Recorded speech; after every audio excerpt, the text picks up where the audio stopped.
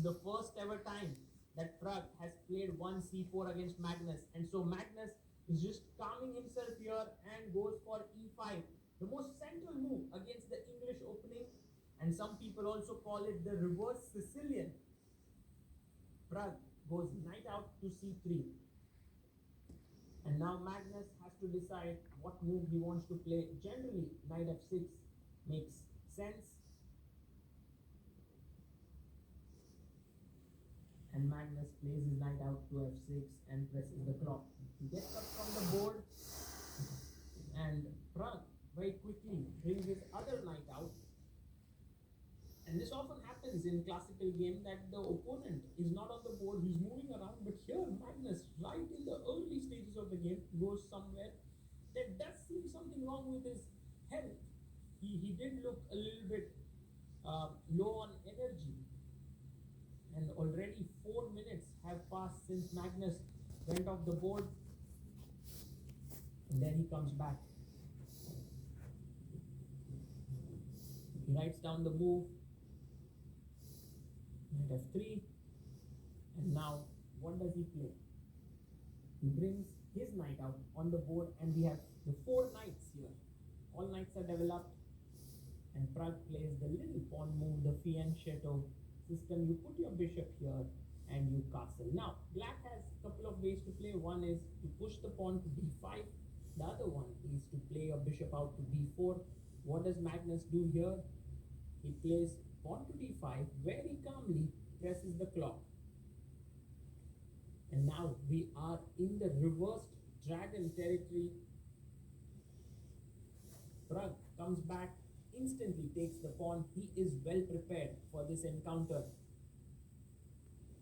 Magnus has to take with the knight, kind of adjusts his queen there and takes knight takes d5, turns his knight around and presses the clock. Prag quickly develops his bishop. Now notice how the knight and the bishop team up on this to pressurize this knight in the center. So you have to move, and Magnus plays knight f6.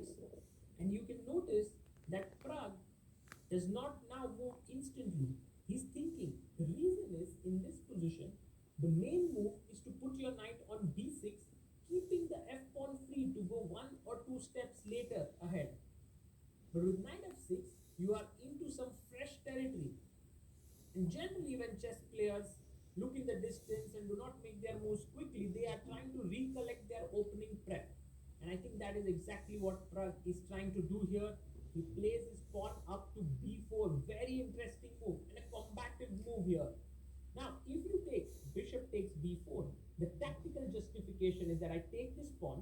If you take the knight, I take your knight. That's fine. And if you take my knight, I give you a check. The knight goes back, and I take, and you lose the bishop here. Instead, if you were to take the pawn here directly with your knight, then I simply take the knight here, the pawn here, and white is better there as well.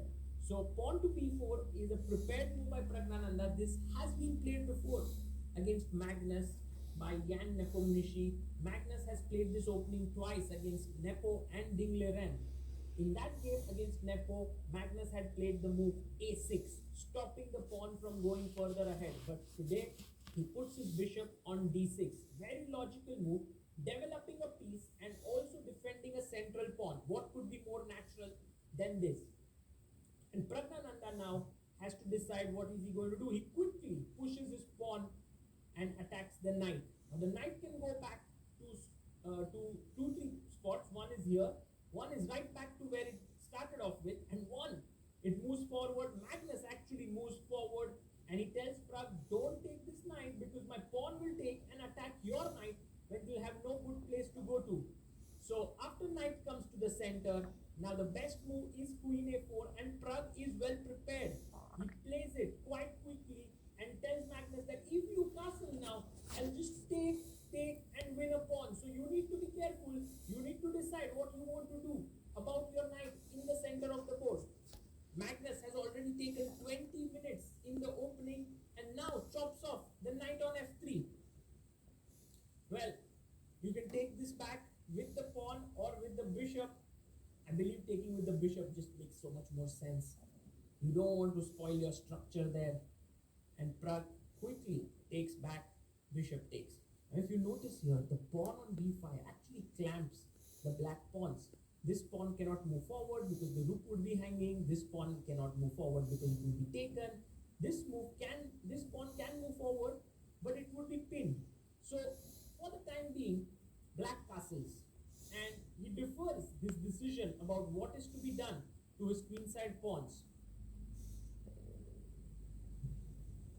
Pragnananda, thinking about what should be his next move here, he also castles. Generally in the opening, you tend to take time so that you can place your pieces on the most optimum squares. Here, for Magnus, it's difficult to make moves on the queen side. If he moves his bishop out, he loses this pawn. He plays his pawn to a6, but he's not threatening anything because he cannot take the pawn. His rook is hanging. And the moment you move your rook, I can take this. So d3 play by Prag. He wants to get his bishop out here and pin the knight with bishop g5. And Magnus quickly plays his pawn to h6, stopping any bishop from coming to g5. What does Prag do next? He brings his bishop from the other side. Now this is a very interesting position. Magnus has 1 hour 11 minutes on the clock. He has some very quiet moves like bishop d7, looking here, and also very combative move, which is bishop h3, hitting the rook. Now, why is this combative? Because if the rook were to move here, then already this is losing because now the rook is defended and white is lost. So you have to play bishop takes pawn. Once you take this pawn, either the rook can move or you can take the rook. Now, if you move the rook, then I take this pawn and I am winning here because my pawn is very strong. So you can't move the rook. You have to play here bishop takes rook. Once you take this, now I have some options. Should I take here with the rook or with the king? If I take the rook, then after pawn takes, black is doing fine because knight takes and now bishop takes here. This is a fine position for black. So if you now were to take with the rook, then in this variation, I can play pawn takes, queen takes, bishop takes, rook takes, bishop takes. It takes, everything is taken, and in the end this pawn hangs. However, if you don't take here with the rook, but rather take with the king, then what happens is after pawn takes, queen takes, and now black takes this bishop, and there is kind of a double attack that's coming up here.